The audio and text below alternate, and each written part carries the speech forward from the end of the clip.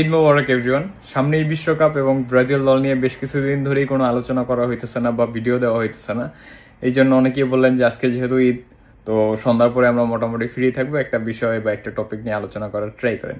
এবং এই কারণেই আজকে একটা ভিডিও দেওয়ার ট্রাই করতেছি। এবং আজকে আমাদের আলোচনার বিষয়টা থাকবে, যদি আমাদের স্টার্টিং 11-এ নেইমারকে না রাখা হয় কোনো ম্যাচে, সেক্ষেত্রে আমাদের টেকটিক্যাল ওয়েটা কি হইতে পারে, আমাদের ফরমেশন কিরকম সুইচ করতে পারে, কিংবা কোন প্লেয়ারদেরকে আমরা সেট আপ করাইতে পারি, কি কি অপশন আমাদের হাতে আছে সেগুলো বোঝার ট্রাই করবো। এখন নেইমারকে কেন একাদশে না রেখে আমরা আলোচনা করতেছি, এইটা দেখে অনেকে বলতে পারেন যে ভাই কি সব বলতেছেন।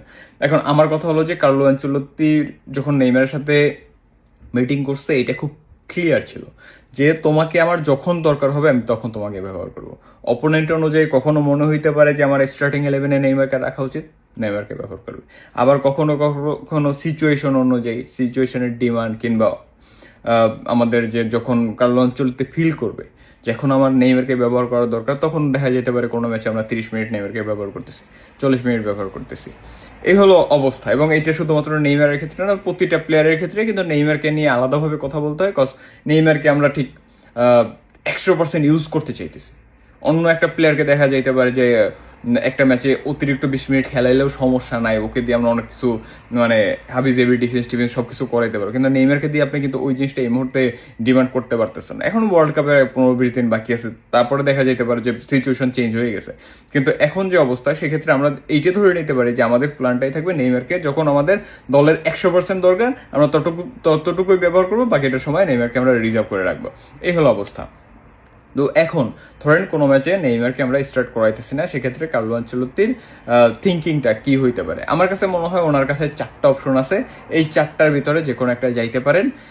এবং সব থেকে দুর্বল থেকে শুরু করে, যেখানে আমাদের ফরমেশনটা হইতে পারে 4-3-3, মানে 3জন মিডফিল্ডার। এবং সেই 3জন মিডফিল্ডারের ক্ষেত্রে আমরা দেখতে পারি ক্যাসেমিরো, ব্রুনো গিমারেস এবং ওদের সামনে লুকাস পাকুয়েতাকে দিয়ে দেওয়া। এবং এইটার হওয়ার সম্ভাবনা খুবই কম। একটা অপশন, বেটার অপশন, এটা আমি বলবো না যে খুব দুর্বল অপশন, কিন্তু কার্লো আনচেলত্তি যেভাবে উনি এই দলটার সেট আপটা চাচ্ছেন, সেক্ষেত্রে উনি বলেই দিয়েছেন যে 4টা ফরওয়ার্ড উনি খেলাবেন। তো এই কারণে আমি বললাম যে এই যে ফরমেশন 4-3-3-তে যাওয়া এবং ওই জায়গা থেকে পাকুয়েতাকে ইন করানো, এইটা মোস্ট আনলাইকলি।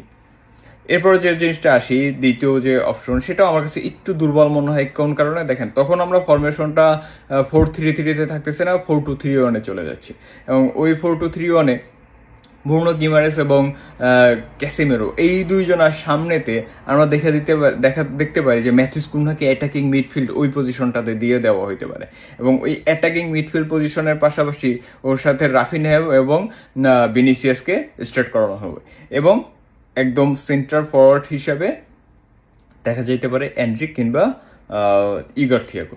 এখন এইখানে দুর্বল কেন মনে হইতেছে, এই সম্ভাবনাটা কেন দুর্বল মনে হইতেছে? দেখেন, ইগর থিয়াগো ন্যাশনাল টিমে একেবারে নতুন, তো ওকে আমি বিশ্বকাপে বা কোনো একটা ম্যাচে স্টার্ট করাই দিতেছি, এই সম্ভাবনাটা আমার কাছে খুব একটা মানে স্ট্রং মনে হয় না। আর রয়ে গেল এনরিক বয়স কম, প্রেশার কতটুকু নিতে পারবে এটা নিয়ে কোশ্চেন মার্ক থাকে। এবং কার্লো আনচেলত্তির আন্ডারে কিন্তু ম্যাক্সিমাম ম্যাচেই দেখা গেছে যে ওই বেঞ্চ থেকে স্টার্ট করতেছে, লাস্ট 15-20 মিনিটে এসে খুব ভালো কিছু করার ট্রাই করতেছে। তো কার্লো আনচেলত্তি ওকে নিয়ে মনে হয় যে ওইরকম একটা প্ল্যান করতেছে।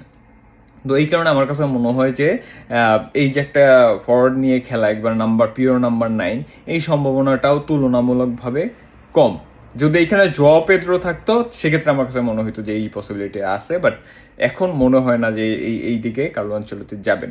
থার্ড যে অপশন হইতে পারে সেটা হলো যে যদি আমরা রাফিনহাকে অ্যাটাকিং মিডফিল্ড পজিশনটা দেই, কুনহাকে আমরা ওই ফলস 9 পজিশনটা দিয়ে দেই, আমাদের ফরমেশনটা মোটামুটি এরকম 4-2-3-1-ই থাকতেছে, সেক্ষেত্রে আমাদের স্টার্টিং 11-এ ভিনিসিয়াস তো থাকতেছে, এটা কনফার্ম, ওর সাথে লুইস হেনরিককে ঢুকিয়ে দেওয়া, এটা একটা সম্ভাবনা দাঁড়ায়।